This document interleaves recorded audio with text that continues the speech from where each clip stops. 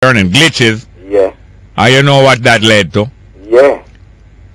And so, glad you bring up Marcus Garvey because you see, me like the coming together of the masses in support of actions, especially where it relates to people like us. But look here, Yeah. me like the technical correctness too, you know? Yes, sir. Me not like when the mass just gather and we don't know where we are gathered about. No. Because like the demonstration outside of the UA there right now. Yes, sir. Over the weekend, I did some serious talk. Yes. Because Dr. Figaro come in and he put him with opinion. Yeah.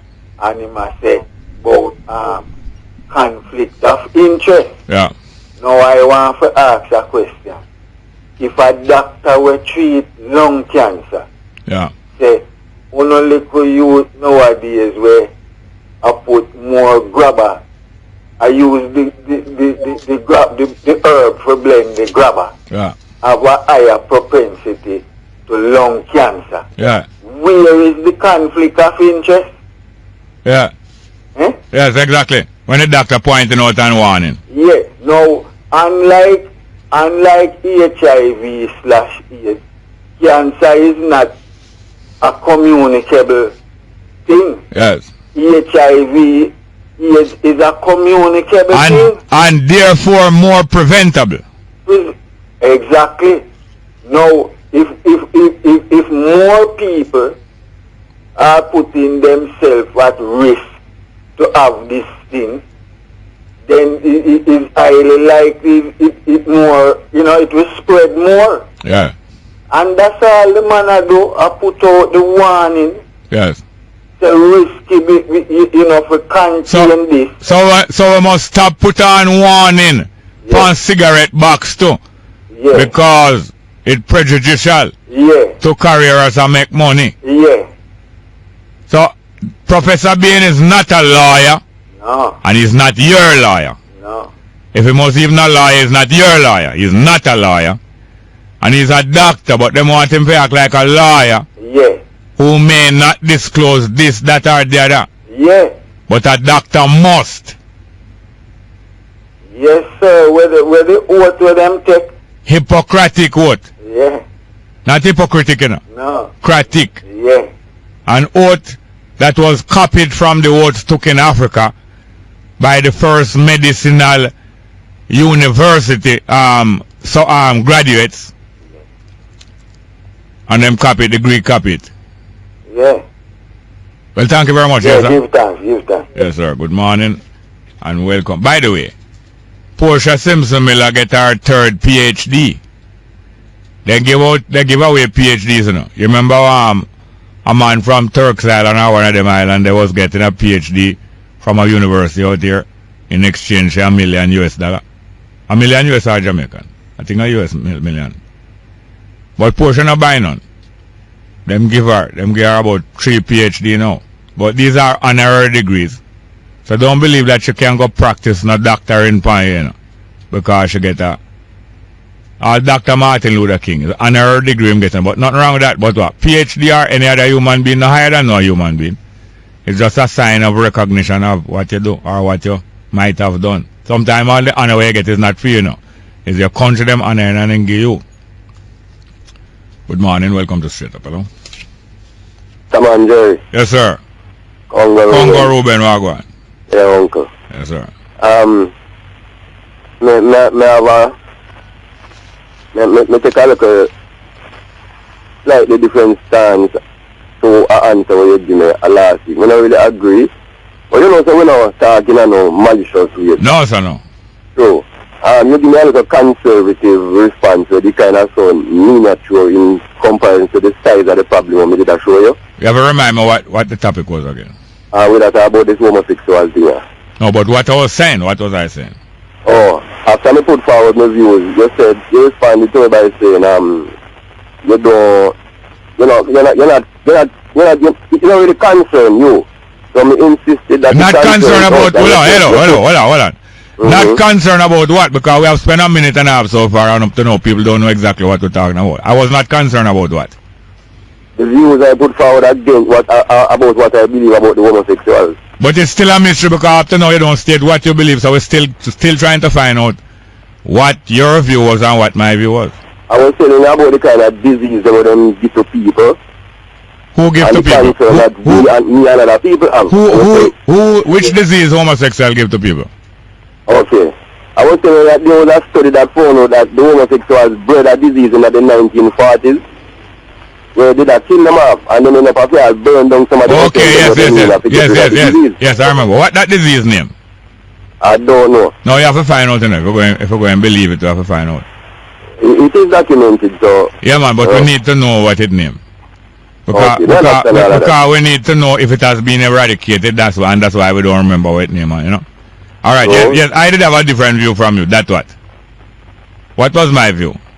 You were saying it don't really concern you, but when I insisted that it concerns us, you stated what your concerns were, like when them start to fool around little picnic and they might get too brave and probably come out in front of you too. No, and also when them is forcing or inveigling people who are not interested, not only little picnic. Yes. So what I say is probably the reason why I can't live with you is because I say probably never did look on the wider picture me that show says it could be a disease so deadly that I have no contact with them. Yeah. Because hold on. Yes, so sir. up to now we don't know what the disease name. So we're still speculating that it could be all caught without them being near you. You think the name of the disease could have stopped them from catching disease? No, listen here now. Not only are we speculating not knowing the name of the disease, but we also now speculating that maybe you can catch it without them being near you. So the speculation is becoming wilder and wilder. Well, we can put it as speculation, but common sense like too. If disease is not in your spread. Yeah. So chances are you can get disease without these things. If you know what hold on. So we're talking about chances are now, speculation and maybe, and you're getting wider and wider.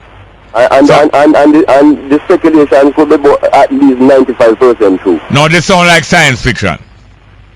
It sounds like Bongo Jerry. No, listen here. Hold on, listen here. Listen, people love to use the word research to make it sound like they're stamping a definite thing for thing. But it sounds like science.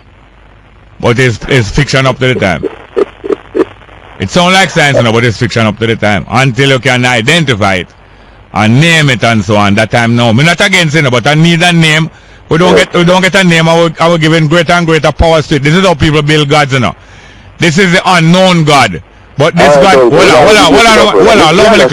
allow me to People have built up worship of an unknown God, and this God have the power to turn your piston into a carburetor and to do all kind of things, and the powers of the God just keep growing, and the membership of the religion going to grow more, and the people going to believe in it more and more and throw more and more collection.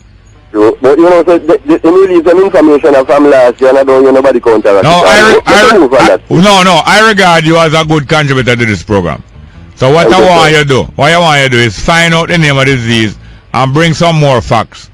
Well, as quickly as possible when you call back. Here, sir? Uncle Jay. Now, what's the point? I really have forgot to some other call. Not because you are not interested, but some of them are run out and we have a break, As soon as 10 o'clock as possible, call back.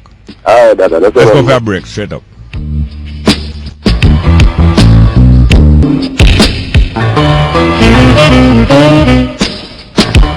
Yes, welcome back to Straight Up. I'm your host, Jerry Small. I want to yell a couple more people, because down there in Troy, I want to yell Mr. Winston Scott, the Ras Irites, out of Washington, D.C. Irites, Winston Scott. Anybody down in Troy or nearby, tell them so them here. Yell Winston Scott, the Ras from out of Washington, D.C. Irites, down there in Troy. And also Fabian, otherwise known as Scientist, the Technician. Scientist, the Technician, and we are yelling cousin to Ali down in Dunkirk. Ali, my neighbor from down Elliston Road and Dunkirk. Ali, the Ras, Ali. But I never know so we're so near Ali. I want them tell Ali for me down Elliston Road corner there and Dunkirk that Jerry Small I yell him Never know say although it was never know say we so close. And also Christine Lewis down at the More for Less supermarket in halfway tree there.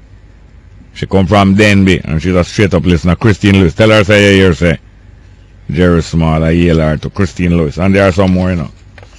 But let's go to your phone call. Good morning, welcome to Straight Up. Hello. Good morning, welcome to Straight Up. Hello. Give thanks, man. Yes, sir. How are you doing? I'm good, you know. What just did chatting from the ISIS. Yes, don't earthquake. Yeah. Yes, I was nearby then, but boy, I made a fly low. Yeah, you say in that Santa, you never come up the hill. I come up the hill, man. I go right beside earthquake. I go right to Malvern. I go right to Malvern and my family yard. Come have a family yard at Malvern. Okay. Yeah, man. I'm old lady. The old man drive straight from them way and go straight to Malvern and go live. I still have the place. I was beside earthquake, but me a fly low.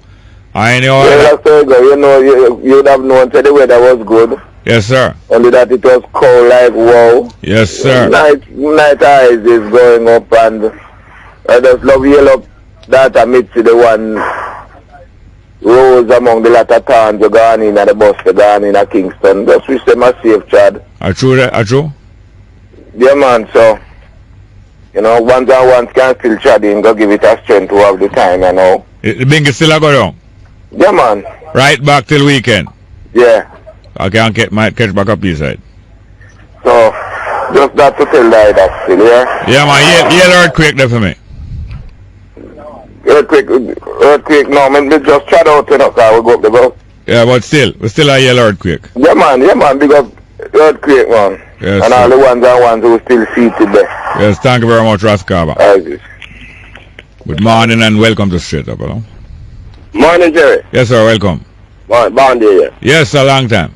Yeah, true. Jerry. Yes, sir. This guy where I try to eat from the wrong tree, you see? Trying to what? Eat from the wrong tree. Oh, yes, yes. Pick the food from the wrong tree. Because a long time that one in the give out, you know. Yeah. But them switch it around for a woman, you know. When you say them a milk the bull? Yeah, them switch it around for the woman from a long time. But true, you know. Anyway. Yeah. All the people say them not business with them, you know. Yeah. But you know, so me don't want to say that because why me have a concern, you know. Yeah. Them have said that we must treat them equal and everything, you understand? Yeah. But me want to ask a one now. If a man eat from the wrong tree, if him cook, yeah. or we know him a bake bread, or him a wrap sugar, why, you would really take it. We know so we had to eat them thing, you know, but if we see him do it, you would make him annihilate. No, in other words, if somebody has lifestyle habits and practices of which not only you disapprove but you think they are dangerous, should you consume hold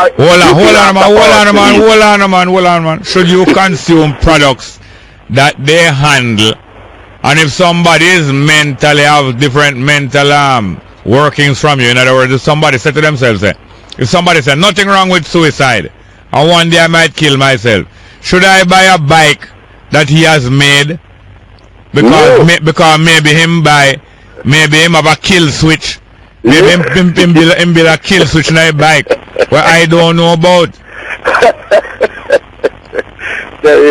You know. No, if you coach her into that knowledge, you know. Yeah, alright. And then again, you know, we want to know if it's very. Yeah. Because me read a lot, you know. So me know if the book them a phone, because when we read, look at the anatomy there, right? Anatomy, yeah. And when we read it up, when it go at that part of the game, it shows you say it must not provoke. Because you will lose. And after you lose, you're going to have to use pamper. No, you're talking of parables, man.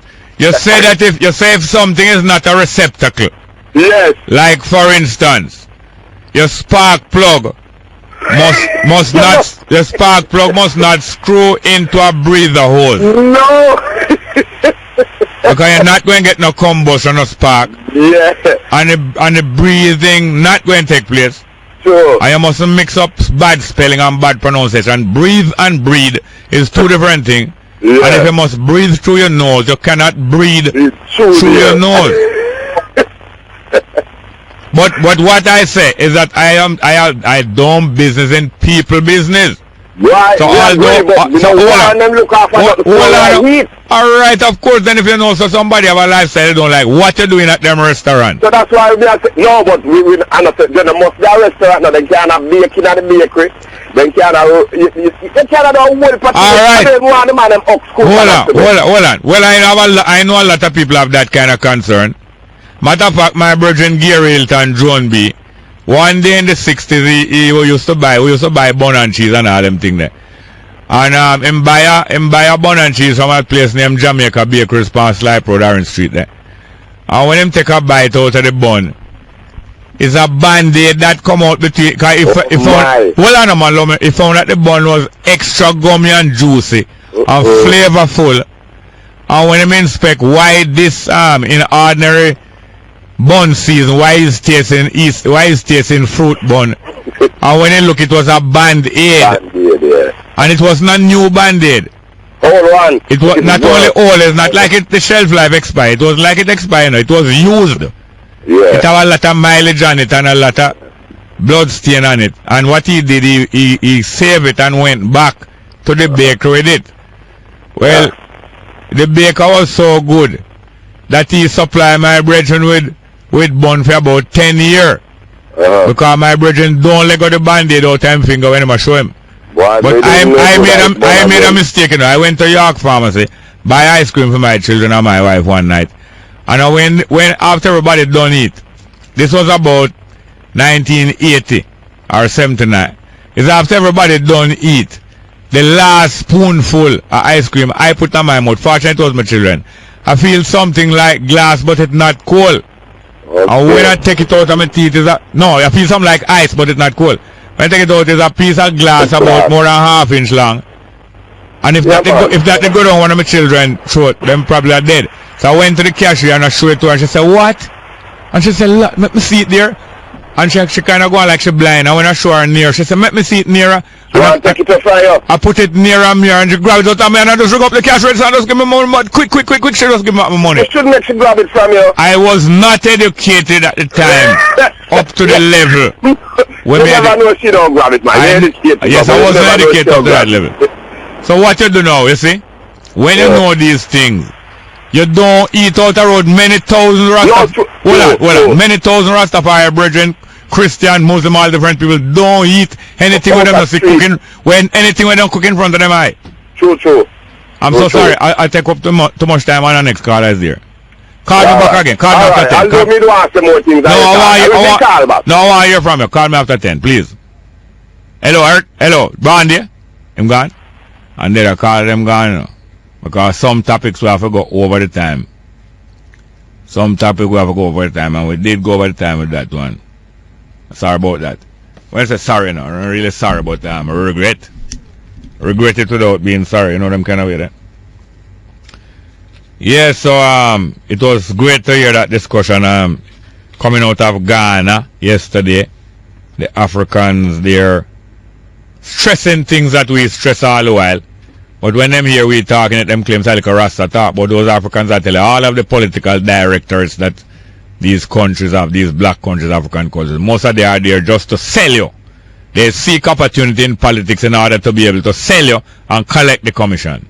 Sell out your rights. Not to protect the people like how Fidel Castro, Nelson Mandela and many other leaders do. They go into office to sell you and collect their proceeds. Good morning, welcome to Straight Up, hello? Good morning, welcome. Straight Up, hello? Yes, ma'am, what are you doing, ma'am? Good, sir. How are you doing? Fine, thank you. Alright. The weekend is alright. Very nice, may I tell you. I'm happy to hear you today, yeah. Thank you very much. Because, man, you know, sir, that's why I don't drink nothing dark, though. Nothing dark? Yes. Oh. I remember some years ago when a particular drink used to come in at them buckle, the glass buckle. Yeah. And you know, sir, I went to a funeral. And it pep you up? It pep you up?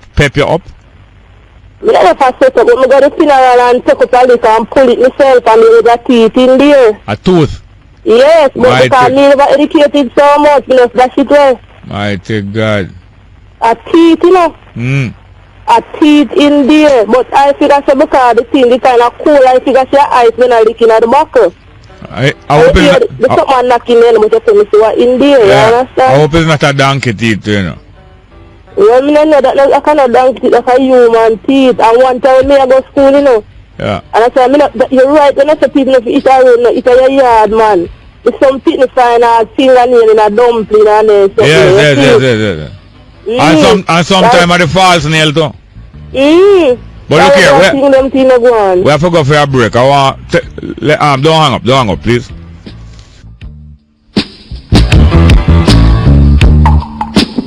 Yes, we're going for the 10 a.m. headline news, straight up.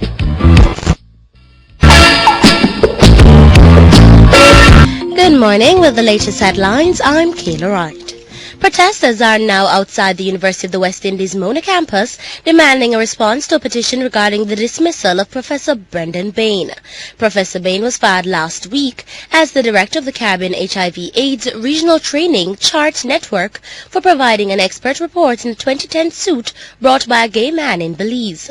Certain lobby groups have claimed that the statement supported the retention of the Bugri law in the country as a means of stemming the HIV/AIDS rate. More than 30 gay and human rights groups had written to the UE saying they lost confidence in Professor Bain as the head of the training network. However, last week a group began an online petition demanding, among other things, that the UE issue a public apology to Professor Bain and to Jamaicans. Stay tuned. Straight Up with Jerry Small continues. I'm Kayla Wright. Yes, good morning and welcome back to Straight Up. Hello? Yes, Mr. Simon. Yes, ma'am. How are you doing? Hey, man, with the back here still. Yes, ma'am. Go ahead, please. Yes, man. You know, sir, I used to take care of one of my little neighbor, you see? Yes, ma'am. He used to play for the Dakar stock up team. Big youth, you know. What school? But I kind of realize, you see? Yeah. Every Friday, I'm sick. Yeah. So I always wonder, like, you know, the Friday night to go over and the Saturday, I'm always sick. So I always wonder who are really causing the problem. Yeah. The one year me cut a bomb and, you know, I kind of check out, I kind of realize now, say, probably away my eat at school or whatever. Yeah. Kind of realize the curry, because they cook curry at the school every Friday. Oh, yeah. So I say, watch your man, no eat no more lunch at the canteen this man, because the thing is sick, him have colic and have to go doctor and all of them things, you know. Yeah. So one day I go to school now, and like them come around at the class, they sit down there, so who for buy lunch? Yeah. Then go say to the lady, say, well, I'm auntie, I'm not fit at the canteen, you know. And two other youth follow him. Two friends them decided to them not eat there. And them call me at the school to say why me are discriminate against the people them in the canteen. Wow. So me not discriminate against the people them in the canteen. The fact is that the food not cook properly, the curry not cook properly, and the bread not sick. Yes. And it cost me if you can go doctor, both for charge to taxi at night and go pay for medication and all of these things. Yes. So some of the time when the people come home and them sick, you have to check out what them eat. Yes. You understand? Because majority of the time the things they don't really cook properly, you understand? Of course. And food is something you have to take patience to cook it, you understand? That's why they have a thing what they call food poison. Yes. And you have to be careful when you eat, you know? Yes, ma'am. But I'm always glad to hear you, Mr. Sumal. I'm glad to hear you too. Very much. Yeah. And I check out the thing when you do over RFM, so the interview. Yes.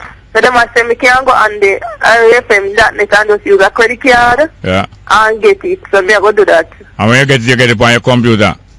You can get it on your computer. Anywhere you want to put it. Okay, great. I'm glad you tell me. I'm glad you tell me. I get that interview because I want to keep it. Because I tell you before, I hear you talk some things and I tell you the truth. Me never hear them. Me never hear them name there. And so many people contribute to Jamaica in so many different ways. And them history they don't really come forward to we like we, you know, the generation here. So, you know, me like them things because me always like to teach my daughter and my little nephews them and nieces. Well, thank you very much, dear ma'am. Yes, ma'am. Bless you. Okay, bye. Yes, ma'am. Good morning. Welcome to Straight Up. Hello. Good morning. Welcome to Straight Up. Hello. Wagwan Jerry. Welcome, sir. Wagwan. Mr. Fox, that? Yes, man. Yeah, man. Wagwan. Yes, sir. Man. Yeah, where a bottom? No, well, we have to go fix it big. If it's good things are going on bottom, we'll keep it. If it's not good things. Don't at the main gate. Oh, yes, sir. And the station is broadcasting from down there, you know. Yes. Yeah. Which station? At one who's broadcasting from down there. Yeah. And it's doing a lot of interview with different people. That's great. And this is the first time, Jerry, the church has take certificate. Why your voice going and coming? Yeah, you're in the open? Hello? Yeah, we have come off of the APC. Yeah. Okay, go on, man. Okay, next call. We look like we lose Mr. Fox. Good morning and welcome to Straight Up. Hello? I blessed love Jerry. Yes, I am. Good morning, I showed you. Go ahead. I think one time of mine, them say, you know that child, you act like a child, and when you come a man, you put childish thing aside. So, that's the homosexual, them just put them things aside, but differently still. Me hear you talk, so me hear you talk, and I say, look like I saw the professor should have talk like you. If I know the thing, him just talk like nothing no go so. Eh? Tell me now. Him know the thing and him talk like nothing no go so. Explain. You say if him should talk like how you talk, you know, like you know the thing and you go on like nothing no go so. No, which thing? Like the facts, the professor talk how the facts are the reality and him get fire and one for chastisement. So me I say, you know the thing and you not talk like... Which thing? The thing where the homosexual bring or cause. Yes, I know it and what? And you talk like nothing no go so. But your party full of homosexual and them. Yeah, you are trying to put them in the car every day. You talk on the radio, you talk, you're foggy way. Remember me I tell you? And then now you want to put the blame on people. And talk about the party. And you in the party too, you know, because you in the country, in Jamaica, you know. So you try to set up something and say, and blame it on the party. But everybody, and no one party. Everybody are even here talk about Golden and not in my cabinet. Then you can't stop them from in there, and you know them in there.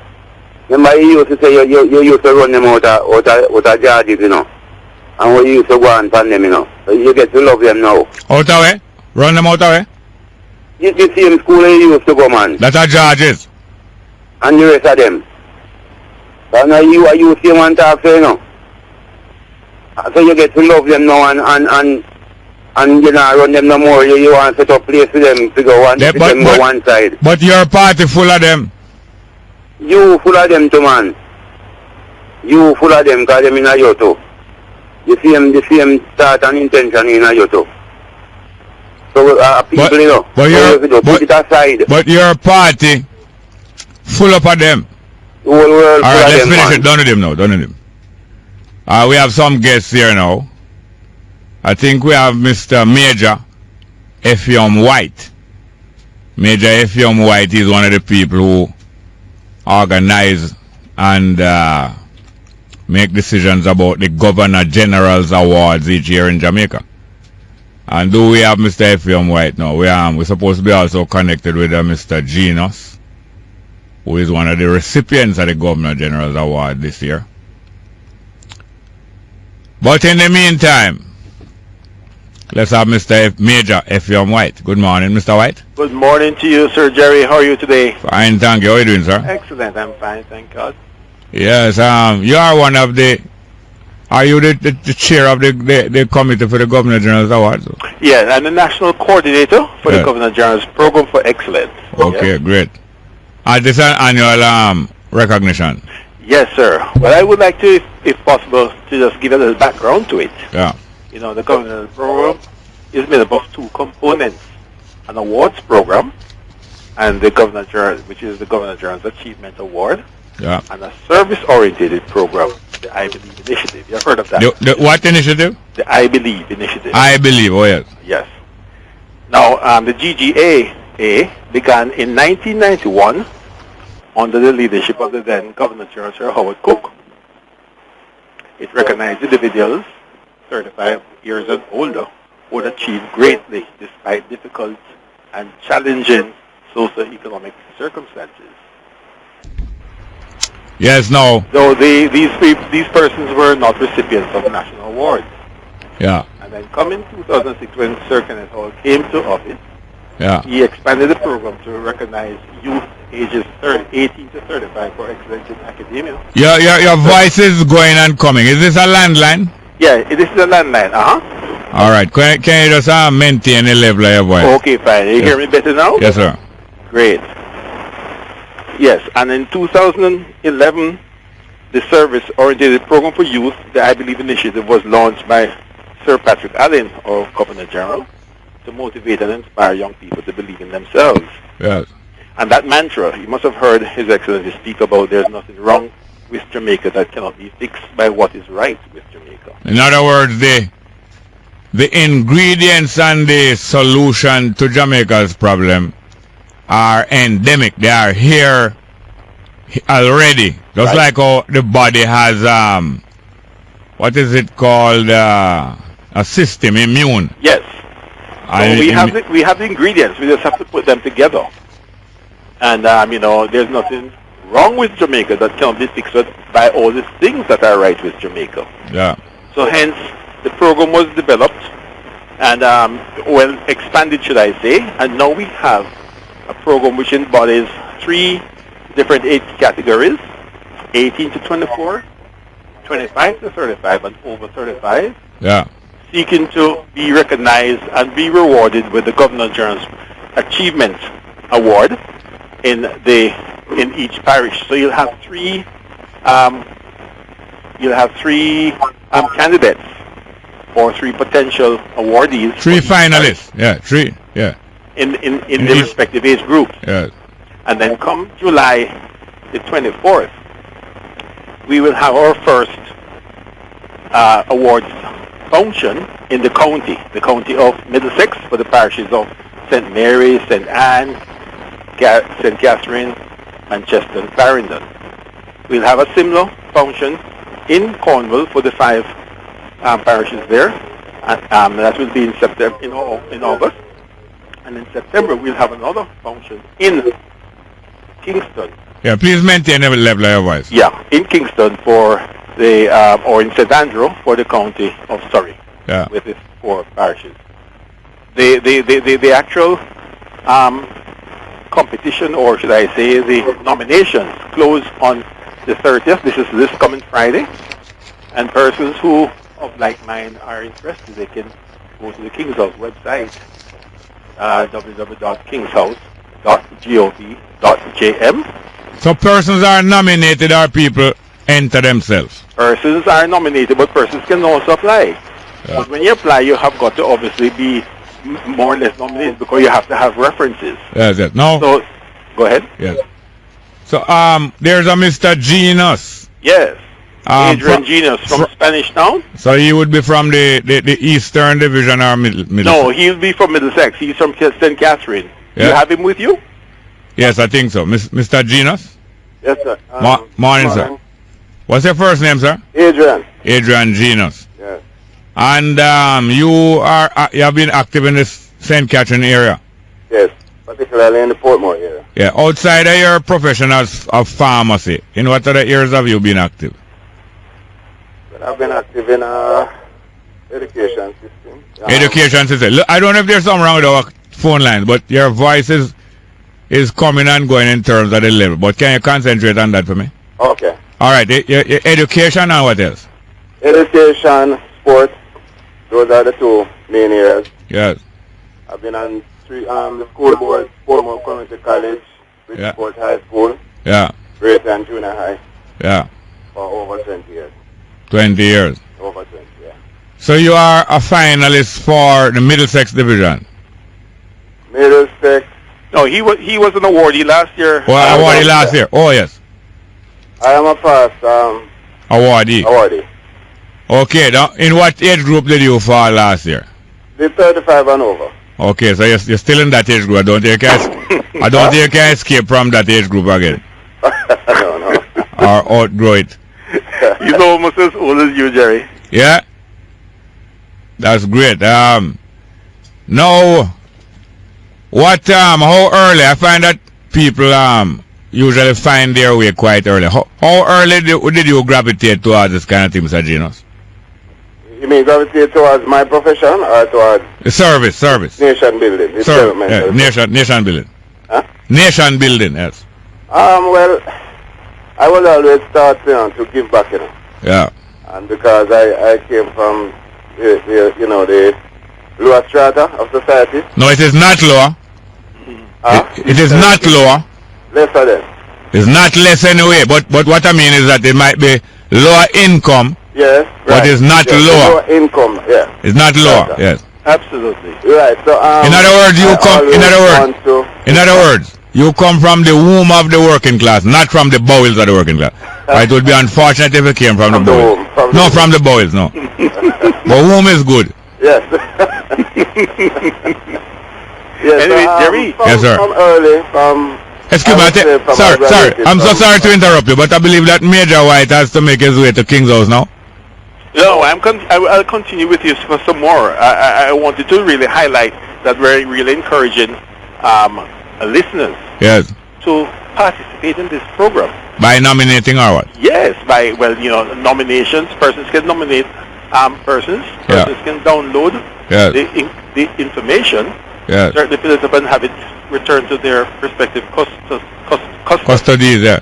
There's also an essay component. Yeah. We're looking at this year's theme for our program is the global initiative, the hub. Yeah. Right. The logistics hub initiative. Yes. And we're asking the 18 to 24 and the 25 to 35 to write an essay on what will be the impact on the global logistics hub to Jamaica and our development economy. Yes. And we're asking the over 35s to write on parenting, the impact of poor parenting, the impact of what will it take to get us back to, with all of these recent incidents, it's very timely that we're going to ask the older awardees or the older applicants to write on parenting. But the Ivy Leaf initiative is founded on 3 pillars: education, youth, and family. And therefore, with that component, we have so called us to get both these 2 arms together to the Governor General's Program for Excellence. So we're really, reaching out to persons who would like to participate and be considered to become an awardee this year, 2014. Okay, well, I want to get back to Mr. Genus now, but it was very good to see you recently at the Hero's Journey, where certain successful members of the community, males, were brought together by Garfield Burford at the Ultimate Court Hotel. Yes, to show the way. Back to Life. Yeah, the Back to Life. To show the way. An initiative, which is an endorsed program from the I Believe initiative, endorsed by His Excellency. Yeah, man, it was good to see you there. So keep in touch with me and keep supplying me with this kind of interest in our input. Thanks a lot, Jerry. Thank you very much, Major White. Thank you for having us. Yes, sir. Mr. White, Mr. Yes, sir. Mr. Genus? Yes, Mr. Paul. Yeah, we were beginning to tell us of your early coaching to be interested in giving back and so on. Please go ahead. Yes. Yeah, man, go ahead, tell us, because we kind of interrupted you. Yes, sir. Like I said, from an early age, I went to a boarding school, so you learn to share. Which parish? Cornwall College. Oh, yes, good. So you learn to share. Once you go to a boarding school, you learn to live with all kind of people. Yes. And you learn to share, and you learn to care for the less fortunate or the littler ones, Yes. Big brother. The weaker. You protect the weaker. Right. So I've grown with that in mind. And when I graduated from CAS as a pharmacist, I came to Portmore to work. Yeah. And then after working for Mr. Christian, then I started my own thing. That is Medimpex, Mr. Caramed. Caramed, yeah, he's him I thinking of, Mr. Christian, yeah. Yeah, man, he's the mentor. Yeah, and he was a teacher because I think he went to Michael. Yes. He was a trained teacher. Yes, sir. Yeah. So when I came to Portmore, when I started my own thing, it was, I started out of mega resources. Yeah, resources. Because at that age, I approached the bank, I couldn't even get a loan. Yeah. Never had the collateral. Yes. So I had one motor car and I had to sell it. Yeah. And start. And then I built. Now I have 3 branches. So. Yeah. And 3 branches of what? Pharmacy. Okay, great. Oh, yes. So you are the proprietor. What's the name of the pharmacy? Genus Pharmacy. Oh yes, I've seen it so many times. It didn't strike me that you are the same person. Yeah, man, I am. Good. So, like I said, I have served on the board of schools, so the patron of one of the Port Henderson Primary. They have a Genius house there. Yeah. So doing all of this now, apart from the administrative part, I pay school fee for those who can't afford, give books, Yeah. sporting equipment, etc., etc. That's and great. in the sporting area now, like Portmore Football League, I am the sponsor for it. Yeah.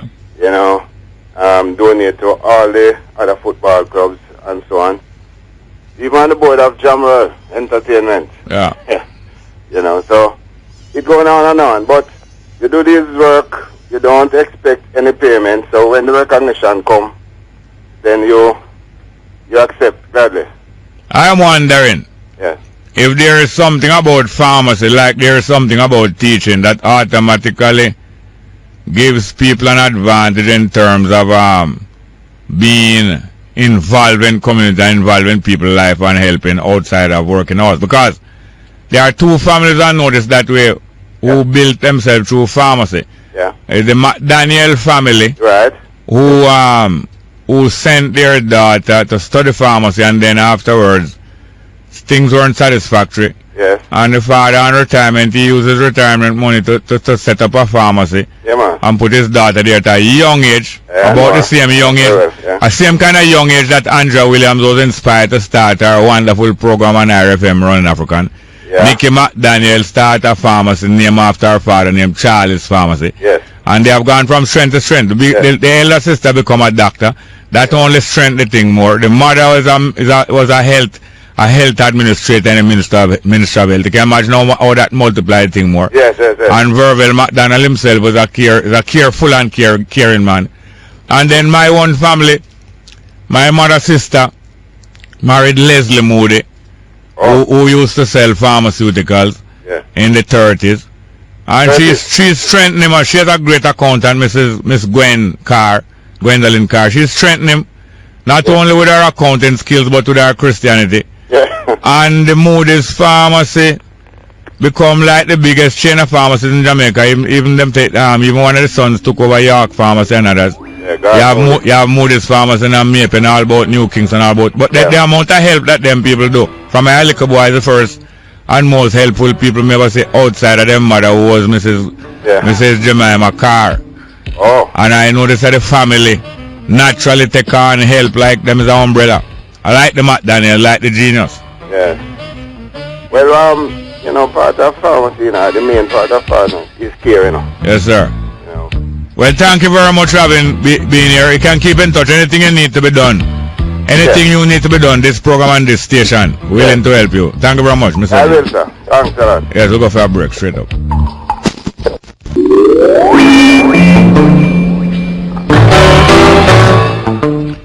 Yeah, welcome back to Straight Up. I'm your host, Jerry Small. And on Monday morning, straight up for this week, for today, for this week, and for this month. Because, by the end of the week, it will be the end of the month.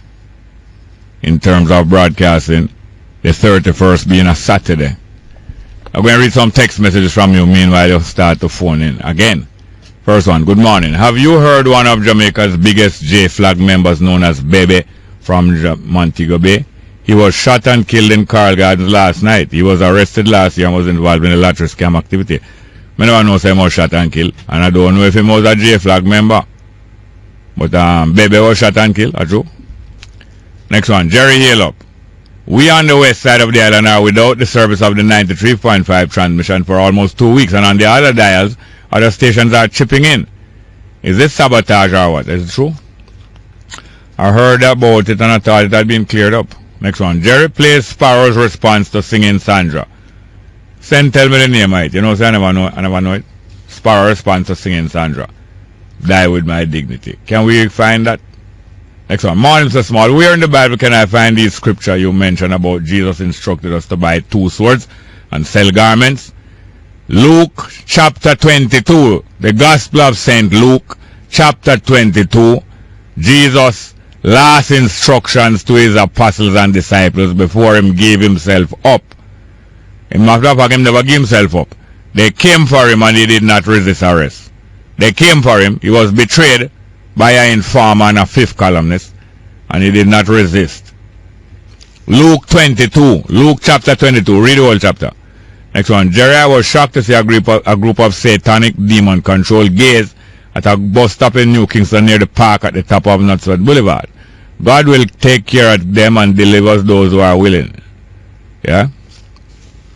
Next one. Mr. Small, it appears the gay lobby have conveniently forgotten that it is not only gay people who have HIV, and thus Dr. Bain is indeed relevant.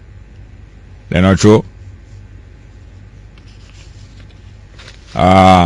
Next one. Jerry, good morning. I asked you to play the song There's a Room at the Cross for the twin brothers who drowned in Mobile, but it seems that you can't find it. If you can't find it, please play I Love That Man from Galilee. I Love That Man from Galilee. I think we did play that the other day too. Next one. I think we should check out the history of the Chinese before we criticize them. They are giving back to their motherland. Who is criticizing the Chinese? When I say we are criticizing the Chinese, who is the we that is criticizing the Chinese? Next one. Jerry, I hear that the gays are sending guides to media houses that they want name change. They want a name change, eh? Next one. Jerry, we are not here in the program in the Westmoreland, and kindly check it out. Thank you. Thank you for the information too. Next one. The government is a loser. The university is controlled by Zionist homosexual propagandist sympathizers. Politicians are advocating jungle justice and anarchy at funeral. A true politician advocate jungle justice, of course. Next one. There is no accountability for any of these elected officials. The rich are blessed while the poor are cursed. Next one. Jerry, one of the greatest trainers in horse racing that has become a crybaby, has now become a crybaby. He said there have been some unbelievable performances by some horses. They all ran phenomenal races. I wonder who that, which trainer that. Anyway, back to you. Good morning and welcome to Straight Up. Hello. Good morning. Welcome to Straight Up. Hello. There. Morning. Welcome, welcome. How are you, Jerry? Fine, thank you. No, I listen to you almost every day. Every day I listen to you, you know. Yeah. But 1 or 2 times I really call. Yeah. But you what up now, you see? I live in a little place, I'm calling. I live in an area in White House, Yorktown, St. Catherine. Okay, White House in Yorktown. Yeah, White House in Yorktown, right? Yeah. And believe you me, Jerry, over 6 weeks now, Yeah. no rubbish truck no coming out the area. No rubbish truck. No rubbish truck no coming out the area, Jerry. Come pick up the rubbish truck. And you know, so when rubbish in a jump pan for too long, and after then come and empty out, a pure stink they see a smell, you know. Sour. Sour, right? You understand? Right? So tell me and something. Nobody no send no message. We don't have no message or nothing. Is it a housing scheme or is it a farming community? It's a scheme, man. It's a scheme. Yeah. Tell me something. Who is the councillor for that division? Well, I know say wrong jungle area. Is Pickersgill is the MP? Yeah, is it near to Time and Patience? Yeah, man. Yeah. And they don't know who the councillor is? I don't know the councillor. Well, you know that you are at fault then. Eh? If you are in the area and you don't know the councillor, you have complained. You are at fault then. The councillor, they don't live in this scheme, they live far away from the scheme, and they don't know who sits. You don't hear. Yeah, but you don't hear what I just say. What I just say? I don't hear you. If you are in the area and you don't know the name of the councillor and you have a problem, if you don't know the name of the councillor and you don't have no problem, it's not bad. But if you develop problems like this and you don't find out the councillor name, you are at fault. The least you're supposed to do is find out the councillor name. But at least me tell you the MP. What's that? At least I told you the MP.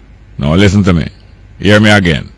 If you are in an area like this and you don't know the councillor's name, that is bad enough. Yes, would you allow me? No, hello. Sometimes when everyone election, you know, Jerry. Yeah, you're listening to me? Them just come. And for one time after the year, you know, see them. You're listening to me? Yeah, I listen now. But a while ago you told me I was listening, but I wasn't listening. All right. I said if you are living in an area and you don't know the councillor name, that's bad enough. I heard all of that, Jerry. No, but I don't finish. I just start to talk again. When you talk, interrupt me and hold me up. You know. I'm not trying to rough you up, but the fact is this, that if you're living in an area and you don't know the councillor, that's bad enough, but not too bad. But if you have a complaint and problems like this and you don't find out the councillor name, that make it worse. The least you must do is find out who is the councillor, because the councillor is responsible for this kind of thing and you are paying them. So I want you to find out the councillor name and get together with a couple more citizens from down there. And when you get together with about 2 citizens from down there and you have the councillor name, you can call them back like tomorrow. Like tomorrow, Jerry? When you find out the councillor name and get together with 2 more people in your area. The next thing we don't even have water. Then take away the water from Thursday and we don't get any water back. So say you say that you're not listening to me then, because you're not listening to me at all. Yeah, but me have to tell you what upon my mind, Jerry. All right, next time call me back again when you have something else for your mind. Okay. Good morning and welcome to Straight Up. Good morning, welcome. Straight Hello? Up. Yes, sir. Go ahead, please. Hello? Yes, sir, welcome. Go ahead. Yeah, it's low. Oh, it's Mr. Foxton again, right? The phone did give some problem. Well, I was telling you that at 102 broadcasting from the gate at the bottom gate at the university. Yes, who hosts that program? Dickie Crawford. Oh, Dickie Crawford is there, good. Yeah. And Miss Blaine is a co-host of that program? No, as far as me understand, she's not on it again. She used to be on it. You have a good time now. But I think that she has joined the protest. Yes. And therefore she's probably out there too. That's great. Yes, she's there. And here the great thing. That our brethren named Lepi, him not name so you know, but him talk about Lepi and Lepo a lot. He was mentioning from at least a week ago that he would, I want to show it before the other weekend, not this weekend, you know. He was mentioning that he would like to raise up a protest, and I told him to go ahead because a whole lot of little protest better than none at all. And when he can start the protest get big, and I hope he might have raised up his own or go join this one. So that's a great encouragement to let people know. Well, let's see if he might go call. Yes, yes, and not only that, him get strength because other people, them decide to prolong it. And you see, people have to understand, you know, the university do this, you know, because if they don't do this, they are going to lose out of their pocket. Have you come to that conclusion? They're going to lose out of their pocket though? Yes, because the funding, yeah. These groups have big talk. No, you must start, listen here, you must start plain that people understand you. In other words, the money that them getting to carry out this program where them fire that Professor Bain from. Yes. The money come from international people who begin at the gay movement. Yes. And therefore if them don't follow what them say, them will lose some money. But they won't lose all money. So you remember one time Siaga did say tainted money are coming in a JLP and them for watch where them take money from. Yes. And you remember one time one prime minister, somebody down in a Turk and Caicos or Cayman, forget a degree from one of them universities somewhere in Jamaica. And him did have some bad things around him name, but them still give him degree. And when it was found out that him donate like $1 million to the university, come like him a buy good name. You remember those things?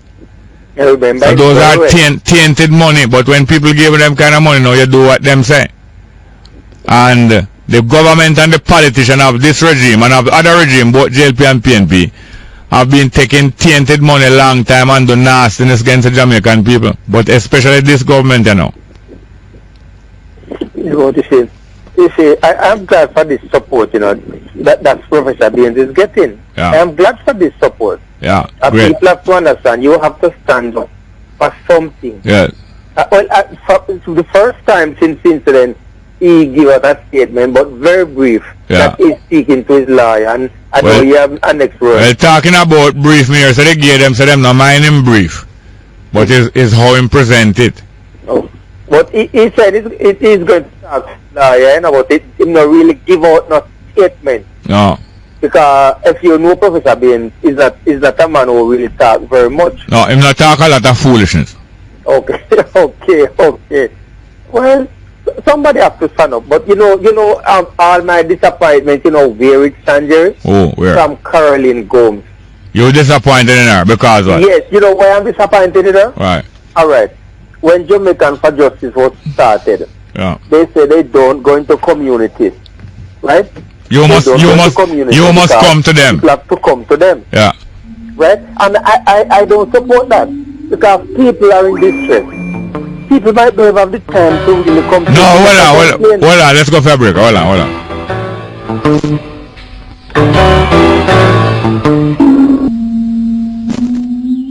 Welcome back to Straight Up. I'm your host, Jerry Small. Mr. Fox? Yes. No, hear this now. Hear this. Now, lawyers are in Jamaica. The tradition and the practice and the ethic of the profession is that you don't make advertisement, you don't advertise yourself, and you don't go look work. You allow people to come to you because they do this to discourage lawyers run jostling against one another. You ever stop at Melrose Hill or stop at Scott's Cove where them sell fry fish round at the border St. Elizabeth and Westmoreland? I stopped on the one in St. Catherine. What happened in St. Catherine? No, what they're trying to explain. No. What in St. Catherine you stop at? Where in St. Catherine? The same business that they're talking about. Where in St. Catherine? Where in St. Catherine? Well, within the era of. I don't know the place. When you come in from. Wolaba. No, Ulterior. No. When you come in from Ulterior. Oh, you talk about Faith's Pen. Yes, man. Alright, you stop at Faith's Pen. You stop at Melrose Hill with them roast yam. You stop at Scott's Cove with them fried fish at the border, St. Elizabeth and Westmoreland. And a ton of people run come down for your car. You can't get fit to see through the car window and people are push things under your nose. And your nose got drippy in there. For you that sniffling. You don't buy that fish, you buy another fish, but somebody else come buy that fish where your nose dribbling. Because them a run just like push a thing through the window. And you see one lady they will shape away where you like buy a fish from she. Or if she want to get a fish, not wrong that if she want to get a fish. You can't get to see her good. And next one when you look so good also some man when you not buy fish from. Or push in front of her or try to sell me fish and them way there. I tell them say, I don't buy nothing from people who come run jostling. Now, same way lawyers try not to have a run jostling for clients. By agreeing, say, don't put out an advertisement and don't send out no tout and no pimp out on the road. Say, come on my barrister placement. So if a set of people have a policy that they do not advertise or they don't run down business, you must come to them. I don't wrong them. So if a human rights organization come up and say they do not go to people and try get news from them about bad treatment by police, if you have a complaint, you must come to them. I'm not going to blame them for that policy. Because if families against state terrorism go to people and find out which people are being terrorized in the community, that's great. You and Mr. Sobers, if you go to people, that's great. Mr. Sobers still go to people? We're not talking about Mr. Sobers now. I am asking about if Mr. Sobers still go to people and find out them problems. We are dealing with a different thing. I used to do that. Alright, so if they I know that you would do it. Probably that's why Mr. Sobers bar you out a family. No, sir, I'm so sorry, I retract that. Did Mr. Sobers bar you out a family against state terrorism? Not up for discussion. That means maybe she bar you? Not up for discussion. The more you say not up, is the more you make me wonder. But anyway, you can all good wishes to Miss Sobers in our new endeavor, the e-learning project and the other government board of them. So why do you believe something like that happened, Jerry? Something like what? Who been barred from who don't bar? Do you believe something like that happened? Who barred from what? Yeah, you asked a question a while ago. So you say if you were barred? Believe that happened? If you were barred? Yes. No, well, if maybe the head of it now and nobody else talk on behalf of it, or maybe it's a one-person organization, I don't know. But the fact is this: if Jamaican Justice decides that them not going to no committees, you must come to them and tell them what's going on. I can't go blame them for it. But hear what I say now: human rights is what apply to human being. No special group now have no special rights. So I want to know how come now them a take up this gay rights like some extra thing when all human beings have the same rights, but them have a special. Them a do a special service for gay rights. But that's one of the reasons why I never joined Jamaican for Justice, because I'm not agreeing with everything that them do. But I admire them for most of the things that them do. Of course we do. Of course we do. And what we don't like, we are going to speak about it. All right. Thank you very much. Yes, sir. Yeah. Good morning. Welcome to Straight Up. Hello. Jerry. Yes, sir. Welcome. You sound low in iPhone, time management. Yeah. Hello? Yeah, go ahead. Yeah, man. Jerry. Yeah. I heard somebody spoke about a politician yesterday speaking about jungle justice. Yeah. Would you believe it's the House Speaker, Mr. Peart? What he did? What him do? He was at the funeral. Remember the two little boy and the mother with them where they get murdered? Yeah. He was at the funeral making a eulogy, and him said that the man who would commit the crime shouldn't be in the police and him shouldn't make it out of the community alive, and then him say afterwards him retract it. Yeah. Because him realize it did so drastic. No, him say it. No, him did want to say it. Him did want to say it, man. Yeah, man, him say it, man. Him say it everything. No about it. But Mr. Shaw was there as well, too. Yeah. I saw Mr. Shaw on the way to the funeral. Yeah, man. So Mr. Shaw go up now. Yeah. And say, boy, that was a bit too far. But Mr. Pierre going. Yeah. But what he must suggest now is them to bring back hanging. Bring back hanging? Yes, sir. Well, here is a problem that because if them bring back hanging, them have to go hang the politician them. A lot of it's not a joke. It's not a joke. Listen, it's not a joke. A lot of politicians do murder in Jamaica. Hundreds and thousands of murder in Jamaica over the years. A lot of politicians.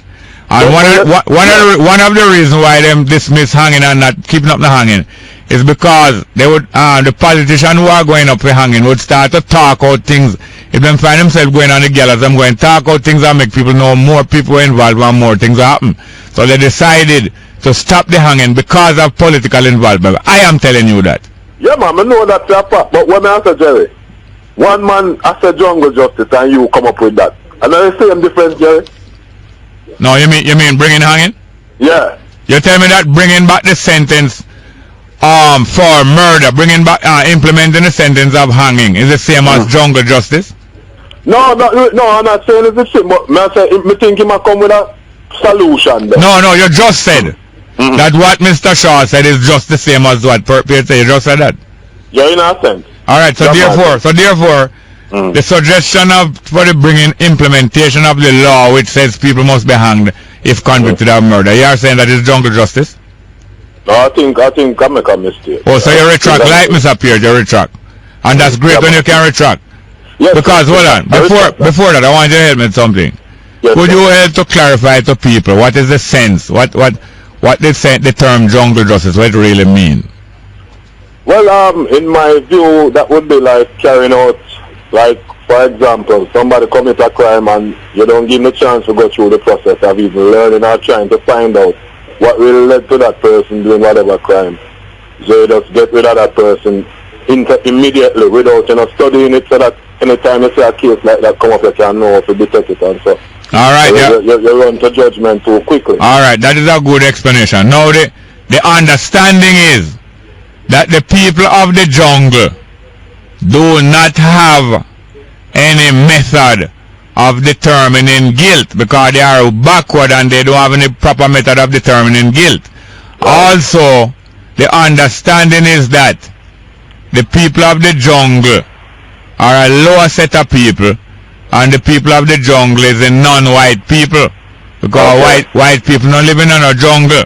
Okay. So this is the kind of stigma. Mentality. This is the kind of stigma that they try to attach to a certain kind of action and try to attach that stigma to black people, poor people, and non-white people. Yeah, that is true, because jungle people would be seen as uncivilized. So you have a point there. Yes, as if the people who live in and around jungles are lesser than white people and European who a lot of them have the rule of law or pretend to have the rule of laws. Just for their comfort and so. Yeah, man. Thank you very much. Yes, sir. Yeah, man. Respect, Jerry. Yeah, man. Good morning. Welcome to Straight Up. Hello. Good morning and welcome to Straight Up. Hello. Go ahead, please. Good morning. Welcome. Good morning and welcome to Straight Up. Hello. Not there? We have some more text messages. One thing I know we do have. We have a piece of music named Begin the Begin or Begin the Begin. Yes, because I just begin. And we have Ella Fitzgerald expressing that. Begin the Begin. Little more away from Joe Stafford. It's some old time music, you know, but it's beautiful. Alright, me go take this phone call. Good morning and welcome to Straight Up. Hello? Good morning, Jerry. Morning, sir. That's a year, was it? Yes, thank you very much. Who is it? No, I want to look boy, I'm 16 years, but never listen to you. You are how old? You are how old? 16, but me ever listen to your program. Yeah, how you get to know about the program? You just listen at daytime of the program, so listen when you talk to people and such. Yes, sir. What parish are you in? St. Mary. St. Mary's part of St. Mary. I did. Oh, yeah, said to me. What school you go? St. Mary Technical. That's great. That's great. Getting. Well, when I was 16-year-old, I was just as involved and active as you. That's why I don't doubt you. Yeah. Yes, sir. And what you intend to, in which way you intend to occupy yourself when you leave school? A police officer. That's great, and I hope you'll be one of the good one. Yeah. Yes, sir, that's great. You have any hobbies? You know, so I get a good job, and things. Yeah, but hobby now is a thing that you do in your spare time to occupy your time and make you feel good. Whether it is a game or whether it is a study or whether it is different things. Learning. Football is your hobby. Football. Wow, that's great. Yeah. I tell you. Well, thank you very much, here, sir. Hold on. Don't hang up in there. Don't hang up. We need a number over there. You hear me? Yes, sir. And hear this now. You hear me? Yeah. You must notify your parents and your family and the community that Jerry Small take a number off of the year. Yeah. Because we are not grooming no little boy or drawing or nothing unusual. So you must publicize anytime anybody asks for your number. And not nobody sneaking in your back gate or try to do things with your parents and your family know. So make everybody know that Jerry Small asks for your number over the year. Here, sir? Yeah, hear me? Yeah, man, you can get the idea. For we don't have nothing to hide. And we are straight up. Let's go for the 11 AM headline news. Straight up.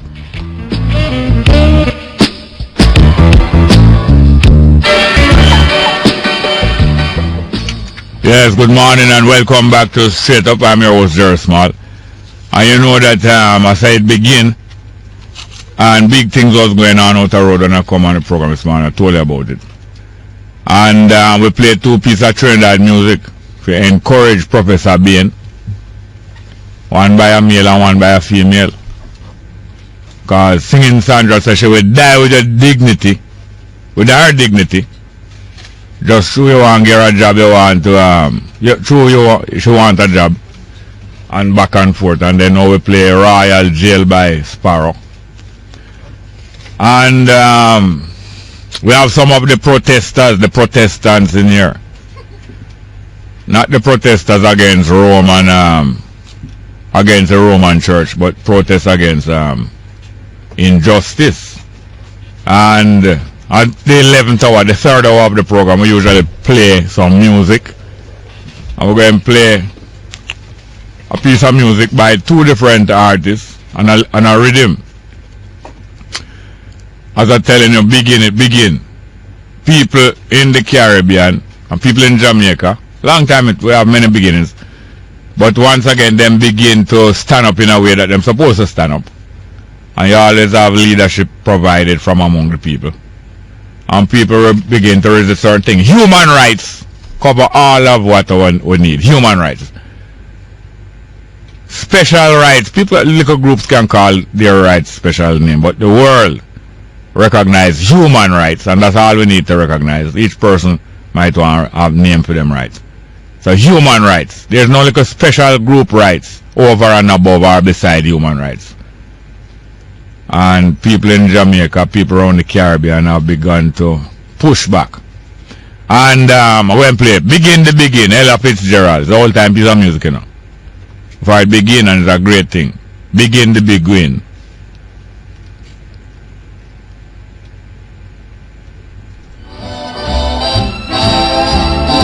When they begin. Just pull up. I forget that we had two callers there.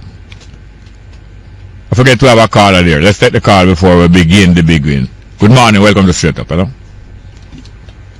Good morning and welcome to Straight Up, hello? Go ahead, please. Alright, let's begin. Straight Up.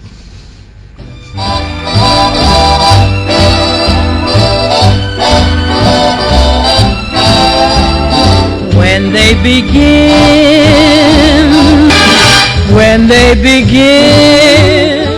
Yeah, man, when I'm a little boy, you know, them music I like, you know, little boy 6, 7, 8, big people music. I don't like the nursery rhyme them so much. Them alright, but I prefer their music here. So just a few seconds of Joe Stafford, same one, same music. Joe Stafford is a white lady, and Ella Fitzgerald is a black lady, but we're not partial still. Joe Stafford.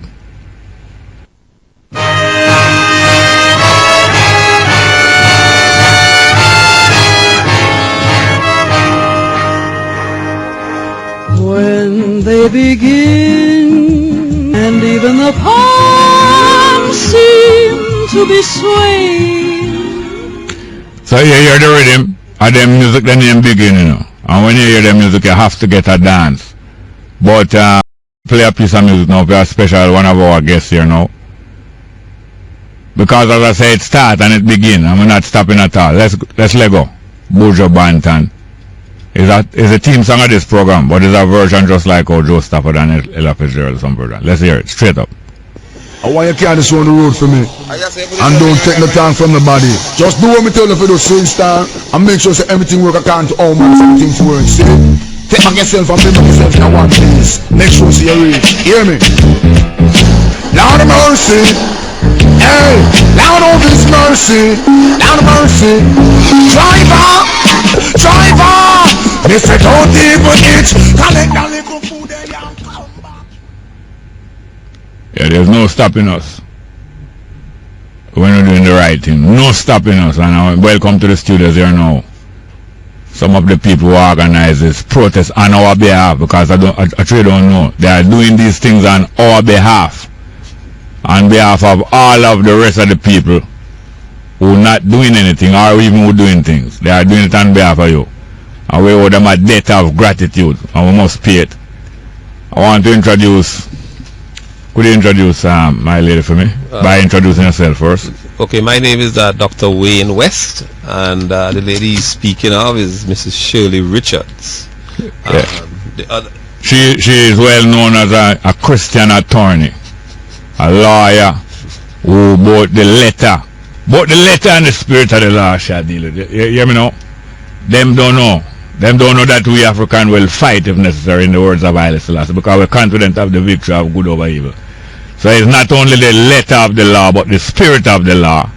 And this lady here now exemplify the letter and the spirit of the law. And the most beautiful thing about this delegation of 4 people from the protest in and on behalf of Professor Bain is that it's young people and elder people. Young people and elder people, and that is the beauty of the relay.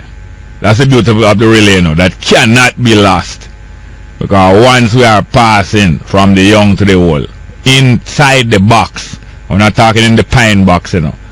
We're not talking about the coffin box. Inside the box of life. And you know, say outside the box is disqualification. Not true, youth, man. True. If you pass the button outside the box, either before you reach in the box or after you leave out of the box, that's disqualification in the box of life and not in the pine box. Once you pass the button in that box, there's no losing. What's your name, sir? My name is Daniel Thomas, sir. Thank you very much. Could you introduce the lady beside you? The lady beside me is Philippa Davies. Yes, ma'am. And you are African. Our brethren and sisters, we are African, we are Asiatic, we are European. Yeah, man. We not left out none. That's right. Our brethren here is obviously of African and Indian heritage. Yeah. Indian heritage. True. And my lady is of African heritage, but she don't must born in Jamaica. Where are you born, ma'am? Born in England. But I also have Welsh heritage. Born in England, Welsh heritage. So you are like, what's your name again? Shirley Bassey. Ah. Okay. Shirley Bassey. Mike. Yes. How come our mic so low? You are like Shirley Bassey. Something. Yes, ma'am. So you are born. Things better. Yes, ma'am. You are born in Wales, England. You're born in England. You are also an attorney at law. That's correct. And you practice in Jamaica. Yes. Your parents are from Jamaica. Yes, they are. Yeah. Miss Davies. Right? Right. How long you been here? I grew up here. Yeah. I grew up here. How early did you come here? About 3 or 4 years. Yeah. So you see the young. My brethren here is from Trinidad. But as we said this morning, we claim Professor Bain. We also claim him, Doctor. And you're born in Trinidad, but you, as you say, you have been in Jamaica longer than most Jamaicans, and before most Jamaicans. True. And so it's a beautiful team. What do you do, sir? Well, I am the president of the Love March movement, which is a youth yes, Christian I have organization. seen. Yes, man, I have seen. I never realized, as you know. Yeah, man. I've seen you time and again, and it's really heartening to see how young people know themselves, and know what they are about. What do you do? What are you trained to do? What was I trained to do? Yeah. Well, I am just a passionate, concerned citizen that. So when you leave school, you just work. You don't bother going to tertiary. Oh, right. No, yeah, I'm actually a medical student. Oh, yeah? Yeah. Yeah. And you see, some people think it's unusual for medical students to get involved in social issues. Right. But it's not unusual. Especially in this particular case, it cannot be unusual. It is known that the doctors need to step up and realize what is happening. All right, before we articulate the issue itself, let us go back to our Christian lawyer, Sister. So you trained where in Jamaica, ma'am? Yes, Mr. Small. Yes, like everybody, like most other attorneys. Train, spent a year here, then I went to 2 years to Barbados. 2 years. Came back to Norman Manley. Yeah. That's how it used to be. Yeah, unfortunately, it's changing it now. So what field of law you? Civil law, criminal law? Commercial. Commercial. Yeah. And for some time now, you have been expressing some of the fine values of humanity apart from law, and it surprises people when they see lawyers concerned so much with moral and spiritual and other things. Why should it surprise them? It should not surprise them, in fact, more lawyers should speak up, because we know that law is not made in a vacuum. Law represents a philosophy. Every law represents a philosophy. There's a philosophy behind every law. Law is not made in a vacuum. Apart from that, law affects culture. So it's really lawyers who should be sitting down and examining the proposed legislative changes and be informing society that this is what they can expect.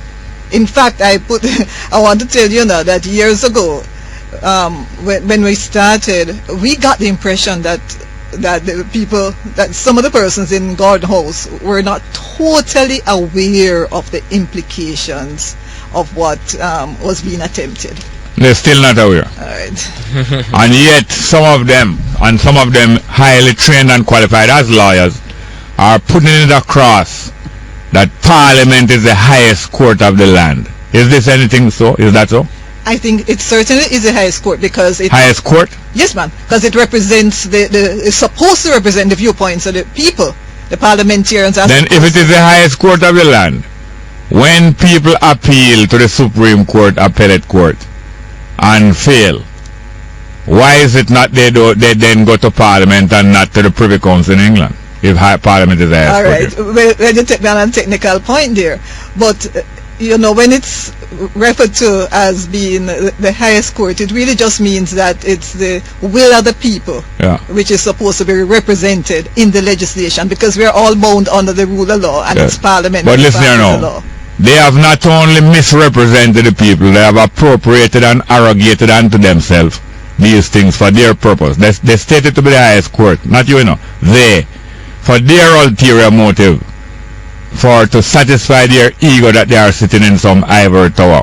But the only fact is that them really have them head in the cloud. Well, I hear you, boss. But I know it's a compliment they call me boss, but you're the boss man, right? Well, anyway, here now, I know that doctor here, he has to leave by 11:45, and that's the only reason why I think I need all of you back here as my guests in your individual capacity. This is the kind of guest that we love to have here. Now, yes, sir, you are one of the early people who we heard coming out, and not coming out in the sense of this whole discussion, but coming out and speaking strongly and in protest against the pressure group and the pressure that has led to Professor. But Hasn't it been decided long ago that Professor Bain must go? It was just surface it. It is obvious now that it's just surface just the last 2 weeks, but it was decided long ago. Maybe as many as 9 months ago, maybe as long as 2 years ago. Isn't that true, sir? Well, I can't answer that. I don't know. What I do know is what's happening now. What I do know is what's happening now, and what we want to let the people of Jamaica know is that we are facing a political agenda. It's important that we understand that. The issues may be around moral issues, as you know, what type of relationships person may have, but it is important to understand it's a political agenda. And this political agenda has certain objectives, and we see those objectives of unfolding in places like the United States, in England, and in Canada. And part of that objective is to silence and to punish anyone who doesn't agree with it, and that's the reality. And Professor Bain dismissal, or what, from the chart, is simply a manifestation of that. We know of Brendan Eck, however you pronounce it. He was the co-founder of Mozilla, this is the Firefox browser. He founded that company. He's one of the founders of that company. He was appointed CEO maybe about 3 months ago. He could only stay CEO for 10 days because in 2008 he took part in a political decision to ask how should marriage be defined. He said marriage should be defined as being between a man and a woman, and because of that he was removed as CEO of Firefox, or he was forced to resign. The people of Jamaica and the Caribbean must understand that the issue of tolerance, quote unquote, is not about tolerance at all. It is about silencing and punishing people who do not embrace the LGBT lifestyle. That is the reality, and Professor Bain suffered the consequence. So now, unity is strength, and because a minority is united, it is strong, and because the majority is disunited, it is weak, and therefore we have minority rule. Is it so, sir? It can be so. It can be so. I don't know if it is so, but it certainly can be so. Minority rule is threatening the community. Minority rule. It not only is threatened, it has control essentially of the machinery of the state in places like the United States, England, and Canada, and some other Western democracies. And it has hijacked it. It has hijacked it. It has pirated it. Well, I don't know if it has pirated it or whether those countries allow it to take them over because they agree, and that's my concern. Since this is a political agenda, I think that the important thing is that we bring all the points out to the people as a democracy and let the people decide. Now, if the people wish to have that ideology inform their laws and their order of business, then that is fine. I would go along with it. But to bring it in surreptitiously, without discussion, without informing the people, without telling the people that through the back door, and this is the usual route, through the back door. That's right. And this is what we are certainly concerned about. Bring the discussion to the public. If the people wish to have it. Now hear me now. You are almost in my age group. Yes. And I am asking you this: are you about to give up or give in because you reach an age of seniority? No, not at all. In fact, it is because of the young people, and hopefully I'll have some grandchildren soon, and the grandchildren of people who are coming to come into a society where you have no parental rights to tell your children that this is right or this is wrong. Otherwise, you're likely to end up in prison, or your children taken away from you. This is taken away from you and given into the custody of same-sex parents who at a certain age, when they have fed those children well and they get plump, they might start to salivate and say, but my son is grown nice and fat, and they turn into the wolf instead of grandmother. They turn into the wolf who is impersonating grandmother, and little Red Riding Hood is saying to grandma, how come your mouth is so long? And how come your nose is so long? And grandma is there talking with blood dripping from her, and saliva and blood dripping from her. Well, I don't know if that's going to happen. We will not allow it to happen. Let's go for a break. Let's go for a break.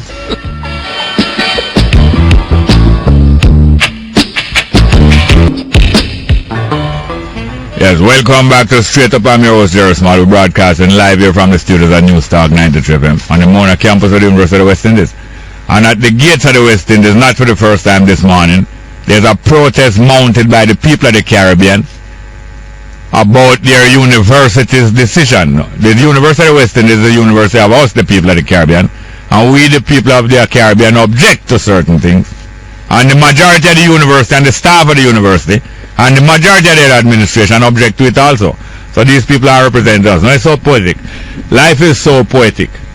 Because here we have a relay team of people. And it was beautiful because there's 2 elder people and there's 2 younger people. And there's 2 doctor and 2 lawyer. There's 1 senior doctor here and 1 doctor in training. And there's a young lawyer and a senior female lawyer. And everywhere you go upon it, the thing does rhyme everywhere. It does rhyme in every way. Anywhere you want to look upon it, it's symmetrical. In every way. I tell you. Alright, you a young man now. But you spoke a little about, and I have seen you on TV, and it was so great when I saw you in them march there. Now, my lady. Yes, sir. When you came back, you came to Jamaica as an infant? Yes, as a young child. Yes, and you went to school in which parish? In Kingston. Yeah? Yes. And you went to high school here? Went to St. Andrew High School for girls. Oh, yes? Yes. Then how you as an English lady, you don't not send St. Andrew? Oh, and sorry. we and the Jamaican lady, them some more English than you. I went there too, you know, but to St. Andrew High School not for girls, no, not for girls. I went to St. Andrew Prep School. Oh, yes, good. In 1955, because I was going to Vaz Prep in 1954, where children used to go to school barefoot. Not all of them, you know, but a few children used to go to school barefoot. But a polio epidemic broke out in 54, and my parents decided to send me to St. Andrew Prep School just down the road, nearer. But after a year, I had to leave there, because myself was among one of less than 10 black children there. Whoa. And I was very uncomfortable. Although some of my best friends there was both black and white. David Vernon and my little friend named Farkas, and a little white boy was one of my best friends, live up the road from me. Him died of polio the same year. So I went back to Vaz. But anyway, as I said, I went to St. Andrew, but not the girls' school. Alright. Went to the prep school. But so you went to there now. How early did you identify law as your calling? When I made a decision what I was going to study at university. Yeah. So. And you did a degree first before you did? No, I went straight into law. That's not usual. People usually do a degree first. Nowadays? Nowadays? No, That's that, man. That's stop? No, you can come in straight. Oh, because I know. Yeah, that's great. That's great. But you identified it from your art school that you wanted the law. Or no, you say when you came here. You said when you came here, you decided to do law. When I left high school. Yes. Now, you have on a sign. Speaking truth is not homophobia. Yes, sir. Now I agree with that. Speaking the truth is not homophobia. A matter of fact, Jamaica should not be classified as a homophobic country. No. Because there are several people of homosexual lifestyle, choice, and I believe born with that propensity. So most of my brethren, I'm a Rastafari. Most of my brethren ancestry don't believe that people born so. But from I was 3-4 year old, some family friend who got a little function, and I tug in my ole, you know, a little 3-year-old and 4-year-old. We got to him ole and say, Mommy, why Michael, why him love to play jacks? And him skipping rope, and he's taking away the skipping rope from a little girl. And we want to play cowboy, and him no want to play cowboy. And my mother said, shut up your mouth. So I know that from early, you have some male bodies that enjoy. Could I comment on that? Yes, sir. We have to be careful that we don't equate being effeminate with being homosexual. No, but I'm talking about being born with a certain propensity. It may be, but this fact is that as a matter of science, we don't know what there is at present. No one knows why persons become homosexual. Do persons become so? The science, if you go on the science, well, obviously there are persons who prefer to have intimate relationships with people of the same sex. Affection, it's about affection, you know. Well, it's about the cultivation of affection. It's not a physical act. It's about the cultivation and entertainment of affection. Which one you prefer? Well, it's a complex thing. It's about emotion. It's about intimate behavior. But whatever it is, and in its widest consideration, we do not know, and I think we have to accept that the scientists do not know why this happened, but certainly they are aware of a number of factors that come into play, which involve things in your environment. There may be a component of you, who you are, your nature. Well, I want to come back to you is in your capacity as a medical person, and not only that, with your authority. For a certain, I'm going to get a special segment. My lady, the young lawyer, was saying she had an opinion about it. It was just to respond to you to say that from what I've read, the science has not found a gay gene. So it may not be accurate then to say that anyone is born gay. No, but and also perhaps to distinguish between persons who experience or struggle with same-sex attraction and then persons who act on that impulse, which would then be homosexual behavior. So to distinguish the attraction, and persons may not be able to control what you're attracted to, but then behavior is within the realm of choice. And if you then choose then to have sex with or intimate activities with someone of the same gender, then that would who be consent to it. Who not only you choose it, but the person consent to it. Therefore, if you do so, and also from what I've read, counselors or psychologists would say that the root of some of the causes then leading to same-sex attraction are dysfunctional home life or molestation by homosexual or exposure to homosexual pornography. So there are a variety of factors that can then give rise to same-sex attraction, and these should be studied and understood so that appropriate help can be offered to persons who experience. Then suppose nobody no want help. May we impose help upon people who don't want help? But there are persons who are struggling and want help, so they should know that it is available. For them to know that it is available. No, help only exists for people who want help. Absolutely. If the people don't want help, it is not help. But then they should know that it is available. I just splitting that here so that the listener may plot them back if they want. But yes, sir, you were saying, young man. Yes, I just what's your name again?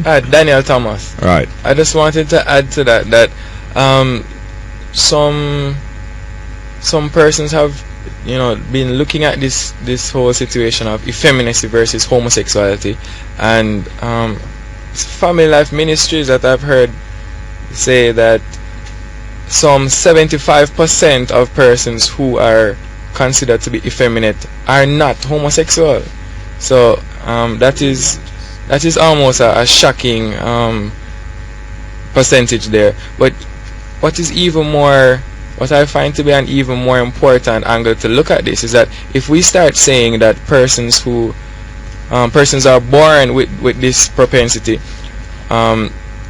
what is to stop persons from saying that they are born with a propensity for children? Oh, you mean for enjoying children? Enjoying children. Right, let me just stick up in there. My experience, as I say, as a little boy, 3 or 4 years old, was not about proving or identifying homosexuality, but I was discerning as an infant that they learn behavior. I learned certain behavior and learned to classify behavior. And some of what I was learning, I am seeing different behaviors, and I'm questioning my mother. Why a little boy like to skip rope and so on. Now the little boy have a right to skip rope, but I have learned that if we have 5 guns and we want to play a cowboy game, and only 3 little boys are there, and we want the game for night, so we want more gun in there, must go call Michael and say, come play cowboy, because we have 5 guns and only 3 and 2 guns in our waist, and him don't want to come. So I am learning, that him don't must want to come fire and a gun, him probably want to skip rope. So what you have all been educating me more about the further on the line, whether somebody chooses or not chooses. And as you have been saying, effeminacy in most cases does not lead to consummation of the entertaining that thought of affection. Right. Well, some of them don't even have the thought in the first place. It's only we perceiving it. We perceive it that way, and we need our people to help ourselves to not start labeling people and declaring it over their lives. And also, if we look at it a lot of persons, a lot of males, you know, I remember our society is suffering from fatherlessness as well. Yes. The fathers are supposed to be teaching the young men how to behave. Yeah. Now, if their fathers are not there, and some communities are filled with hard-working mothers who are raising these children, these men, you know, a lot of them are only able to learn examples, learn male behavior from female examples. Yeah. So a lot of men in the country right now are struggling because from they were younger, all they have seen around them is female role models, and so they grow up with this natural way of doing things, you know, Kimbo and all these kind of things, because they didn't have a man to show them how to behave. Yeah. So it's a number of different so issues. them never meet the strong silent type, the so-called strong silent type where nobody argue about, just stay quiet and just little more just alright. This, that, and that. The man, the father example, when that is lost, it causes dysfunctionality in families, and a lot of men have learned male, what is supposed to be male behavior from female example, and that causes this kind of effeminacy there. And they will tell you, you know, they don't have an attraction for men. But persons keep telling them that they're homosexual because of the behavior that they have learned. And I want to tell you, as I was what I started to saying, that two things that my experience from my little boy is that some people don't choose this way. Some people just stay a little away from them youth, and that's why I was asking my old lady why the little boy want to jump rope. And the other thing is this: Jamaica should not be labeled as a homophobic society. Because from I was a little boy also, there are many well-known male and female homosexuals that the whole community of Jamaica know. And they might look upon them amusingly to say, boy, look how I'm going on them way. But nobody interfering with them. Some of them have been the head of this university. And if you ever go out in public and everybody ever say, look how Rex go on, people are going to tell you, say, shut up your mouth and loud, man.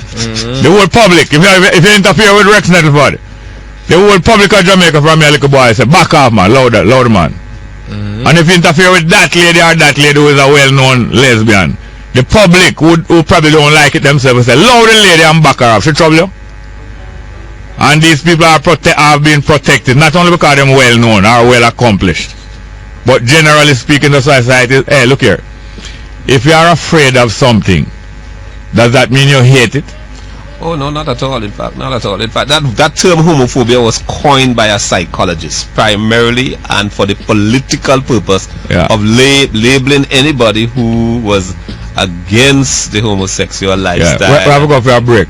But when we come back, I want to spend some more time with our senior lady attorney, and back with you, because both of you have some expertise and some years of expertise that you're going to use to clarify and educate the public. Let's go for a break. Straight up. Yes, good morning and welcome back to Straight Up. We're down into the home stretch with this 4x1. And you know, say, we reap the 4x1 goal them over and over and over. And we reap the black, you know, because black and gold them in, you know. I tell you about them, man. Look here now. I tell them, you know, Professor Bain is not your lawyer, and therefore he is not obliged to represent you and defend you in what you're doing. He's your doctor. He's obliged to tell you what you're doing wrong. But don't take no doctor for no lawyer, no take no lawyer for no doctor. Alright, Doc, I want to straighten out something before we go to the lawyer. Because there are some technical things you want to straighten out. Alright, Professor Bain, his expertise is that he's a medical doctor. He did further work to become a specialist physician, and then he further specialized in what's called infectious diseases, of which HIV is one. Now, the HIV pandemic, because we use the word pandemic because there are a number of different epidemics all over the world and they have different characteristics, because epidemics depend on a number of factors. It's not simply the bacteria or the virus, but it depends on the wealth of the country, the health services provided, the education, the culture. All these things impact on whether a particular group of persons will have high or low rates of HIV. The men who have sex with men, and that's a term that is coined to explain include homosexuals and bisexual men, have high rates of HIV in countries of all income levels. In fact, research published in July 2012 by researchers out of Johns Hopkins Bloomberg University, Professor Chris Beera, stated that HIV epidemic are expanding in all countries among men who have sex with men, regardless of the income levels of those countries. Now, there was a challenge to the Buggery law in Belize, and that challenge was brought as a constitutional right. The person who brought it claimed that they had a constitutional right to practice anal penetration. The churches in Belize said, no, we don't agree. There is no constitutional right, and we are going to bring an expert witness to give details as to the science relating to HIV among men who have sex with men. And the churches called Professor Bain. He went to Belize and gave a scientific discourse. He said, and this is a fact, that men who have sex with men have higher rates of HIV compared to the general population, essentially everywhere. Now, this statement caused a problem to CHART, which was the group he was heading, because CHART, which was formed to control HIV infections, has, it would seem, a secondary and more important agenda, which is a political agenda of advancing lesbian, gay, bisexual, transgender rights. A hidden agenda. A hidden agenda. Because this is not stated on their website. However, it is claimed that CHART, being a subdivision of PANCAP, which is a wider group, and PANCAP, that is its objective. Now, the reason why you need to remove the Buggery law is because if you're going to start a legal process of integrating all sexual orientations, and by that we mean attraction, behavior, and identity, as normal into your curriculum in schools, into all business activity, into the very social practice, you have to remove the Buggery law. So if you want to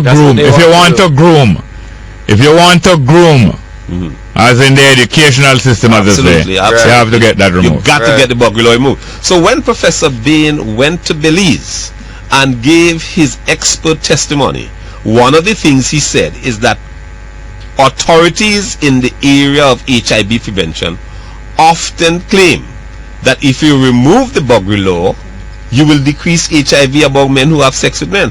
But the fact is, there is good evidence from very good sources, both the United States, Canada, England, Australia, all these places that who have no Buggery law, and that evidence shows that HIV among men who have sex with men is still increasing. In fact, a study out of the United States but done by the Centers for Disease Control, published I think in 2011, stated that HIV and other sexually transmitted infections, the rate is disproportionately high and increasing among men who have sex with men, despite increasing rights. Well, all right, thank you, doctors. I'm telling you from now, each one of you, I want each one of you back here as my guest, separately, but if you want to come together, but each one of you in your own right, I need you back here as my guest. Now, how was the protest? Not only the protest, but the defense of the human rights and the human opinion of all of us. How has it been going? How has the protest been going? Well, I think it's gathering traction.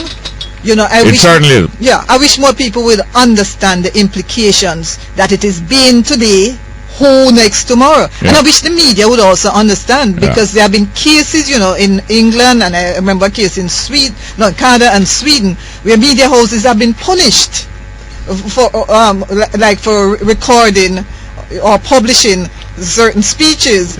You know, for example, in Sweden, the newspaper that published Åke Green's sermon that spoke about homosexuality, likened homosexuality to a cancer in the society, that media house was punished, was fined.